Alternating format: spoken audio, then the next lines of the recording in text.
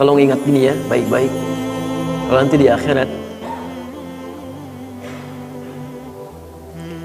Anda tidak temukan saya di surga, tolong ingatkan kepada Allah, saya pernah ada di sini.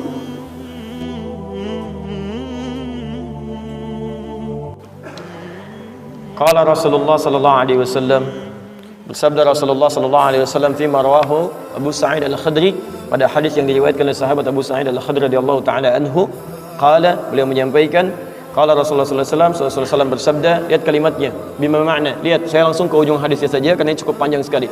Hatta idza khalasal muslimuna, hatta idza khalasal mu'minuna minan nar, sampai ketika orang-orang beriman diselesaikan urusannya dari neraka, maksudnya hisab. Ya, saat dihisab dan dipisahkan nih, orang beriman semua sudah masuk surga, siap masuk surga semua. Ya. Yang buruk-buruk masuk neraka, dah masuk ke neraka.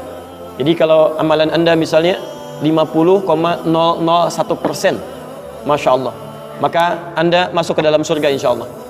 Lebih banyak amal baiknya. Tapi kalau amalan jelek Anda misalnya 50,001%, amal baiknya 49,99, masuk ke mana? Ke neraka. Walaupun cuma 0,01%. Yang jadi masalah sekarang 50%, amal baik 50, amal jelek 50. Masuk ke mana? Taib. Nah itu belum ke surga dan tidak ke neraka. Lihat kalimat saya, belum ke surga, tidak ke neraka. Disimpan di tempat yang tinggi, yang bisa teramati keduanya. Bisa melihat ke surga, bisa terdengar jerit neraka. Kalau lihat udah nggak kuat ke neraka. Terdengar jerit neraka. Yaitu disebut dengan A'raf namanya, tempat tinggi yang bisa melihat keduanya. Disebut A'raf. Ya, makanya ada Quran surah Al-A'raf, Anda baca dari ayat 45-nya sampai dengan ayat ke-50-nya. Ada ashabul A'raf yang belum ke surga dan sangat ketakutan mendengar jerit-jerit neraka sehingga ingin mengharapkan rahmat Allah Subhanahu wa taala. Dia akan ditempatkan di situ di tengah-tengah nanti sampai selesai hisab. Begitu selesai hisab, dia memohon rahmat Allah, diberikan rahmat Allah, baru kemudian dimasukkan ke dalam surga. Kalau hisabnya misalnya berlangsung selama sehari, maka 1000 tahun dia nunggu di situ. Tayyib. Hatta idza khalasal mu'minuna minan nar, sampai ketika orang-orang beriman itu ya, mulai diselesaikan dari urusan nerakanya. Tayyib, sudah mulai masuk ke dalam surga. Ini sudah selesai, mau masuk ke dalam neraka. Dan dimasukkan, masuk semuanya. Apa yang terjadi? Ma minkum min ahadin bi ashaddi munashadatan lillahi fi istiqsa'il haqqi li ikhwanihi tayyib minal mu'minin lillahi minal mu'minin. Anda tidak akan temukan pada saat itu situasi saat orang-orang beriman akan masuk ke dalam surganya, sementara yang neraka sudah dihukum di situ, sudah banyak yang dihukum, sudah macam-macam masuk. Ini sudah mulai mau selesai, tiba-tiba ada orang-orang yang mengadu kepada Allah Subhanahu wa taala, memohon dengan sangat. Nabi katakan, Anda tidak akan pernah temukan orang yang paling banyak kuat permohonannya kepada Allah, memelas dengan tulus. Asyaddu munasyadatan. Munasyadah itu sesuatu yang dimohonkan dengan sangat. Ya Allah, mohon ya Allah. Mohon ya Allah. Fawalladzi nafsi biyadi, sampai Nabi berkata, maka demi Allah yang jiwaku ada di tangannya. Ini Nabi bersumpah dengan jiwanya. Tidak pernah ada kalimat dalam hadis, ya, kalimat seperti ini kecuali menunjukkan itu sangat serius. Ingat, sangat serius. Dan ada sesuatu yang penting di dalamnya. Nabi serius menyampaikan ini. Kita jangan anggap bercanda gitu kan. Falladzi nafsi biyadi, maka demi jiwaku yang ada di tangan Allah Subhanahu wa taala, yang bisa diwafatkan kapan saja. Lihat kalimatnya.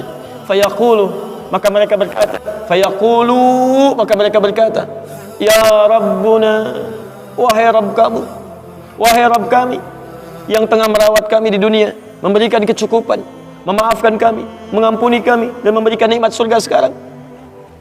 Wa ya Rabbuna, wahai Rabb kami, hum ashabuna, mereka ada di antara teman-teman kami. Dalam kalimat yang lebih kuat, kalimat yang menggunakan ikhwan, kata ikhwan, hum ikhwanuna, hum ikhwanuna, mereka saudara-saudara kami ya Allah. Hum yasumuna ma'ana, ada orang-orang yang berpuasa bersama kami saat di dunia. Yusalluna ma'ana, kanu yusalluna ma'ana, mereka salat bersama kami saat di dunia.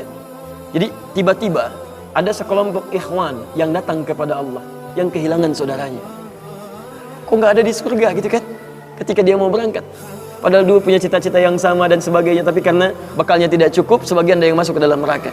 Tiba-tiba mengatakan kepada Allah dengan permohonan yang sangat, ya Allah, saya kehilangan saudara saya.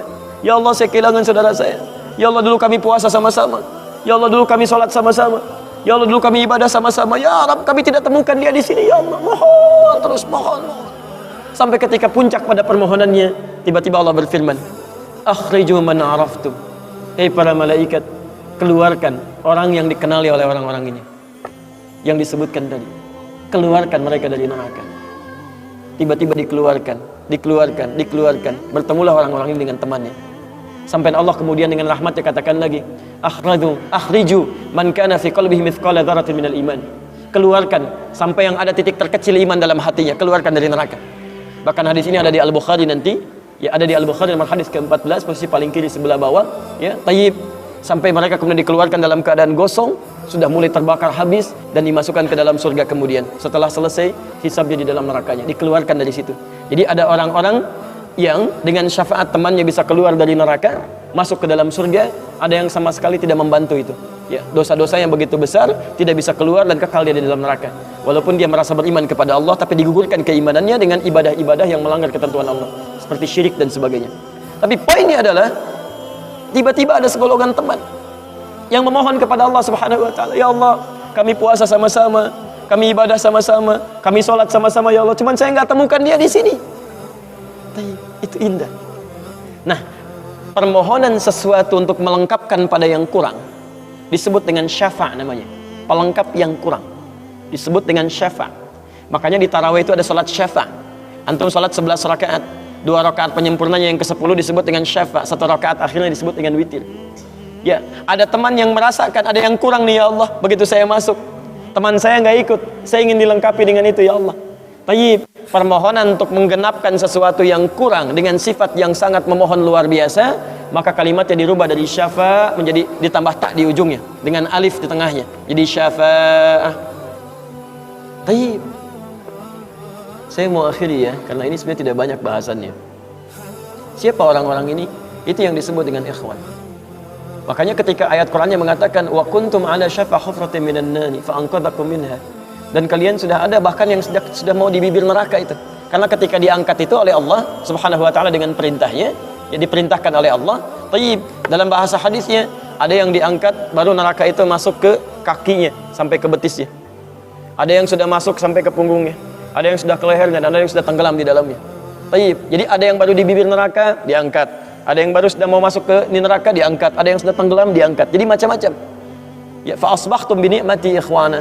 Siapa yang bisa mengangkat itu semua? Di antaranya Allah berikan nikmat kepada anda dengan dapatnya ikhwan-ikhwan dalam kehidupan. Cuma itu yang bisa menolong anda di hari akhirat, teman-teman terbaik, selain syafaat-syafaat yang lainnya.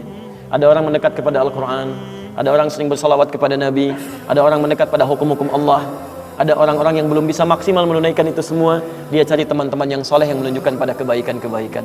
Bukankah sering anda dapati seperti itu? Mungkin anda bersahabat dengan teman yang tingkat ibadahnya jauh di atas anda.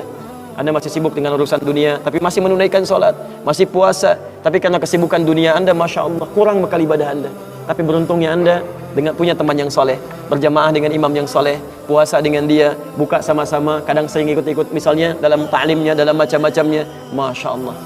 Maka tiba-tiba ketika anda dikenal oleh dia, diingat oleh dia, di akhirat nanti, tidak ditemukan anda, ya Allah, dia kawan saya ya Allah, dia teman saya ya Allah, dia saudara saya ya Allah, kami pernah ta'lim sama-sama ya Allah, kami pernah puasa sama-sama ya Allah, kami pernah sholat berjamaah sama-sama ya Allah, mohon jangan pisahkan ya Allah, jangan pisahkan.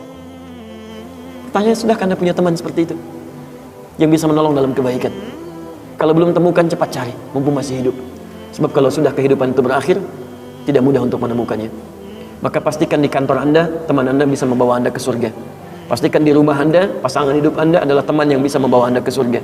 Pastikan di tempat kehidupan anda, siapapun tetangga anda, kerabat anda, teman-teman sekolah anak anda adalah teman yang bisa mengingatkan dan membantu anda untuk mencari anda bisa masuk ke dalam surga. Dan saya mohon pada anda semuanya, tolong ingat ini ya, baik-baik. Kalau nanti di akhirat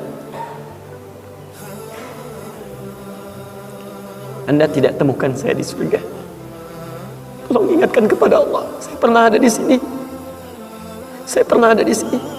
Tolong ingatkan. Kalau antum di akhirat nanti tidak temukan saya di surga, tolong ingatkan.